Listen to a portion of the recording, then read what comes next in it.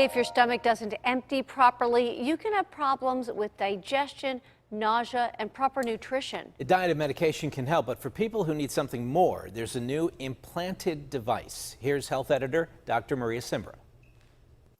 Eating was very difficult. Like once a week I was in the emergency room with vomiting and not being able to keep anything down. Ron Moore didn't know why he was having such incapacitating stomach symptoms. They just thought I was having a lot of GERD. He saw a specialist who diagnosed gastroparesis, a complication of his diabetes. It's where the stomach does not empty appropriately. So patients get early fullness when eating meals.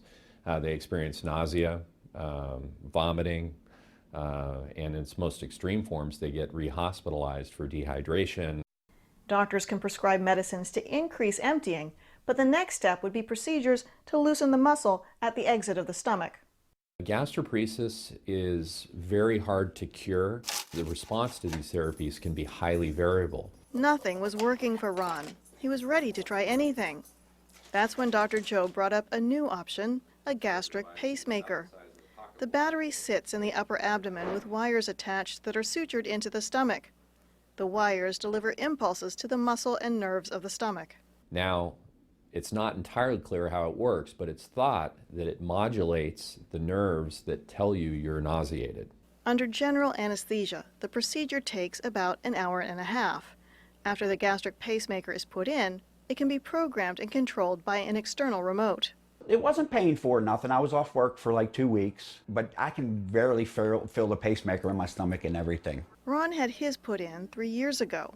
Already, he needed a repeat surgery to change the battery. I said, oh, just my luck. The average battery life is 7 years. It's not for people who have gastroparesis because of long-term narcotics use.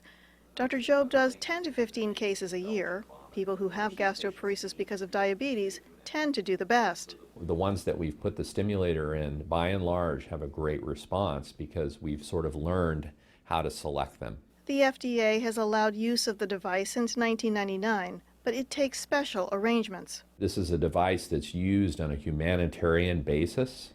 As for Ron, he's no longer taking stomach medicine, and his digestion is remarkably improved. It's wonderful. I haven't been to the emergency room or nothing, and I'm much happier. I'm Dr. Maria Simbra, KDKA News.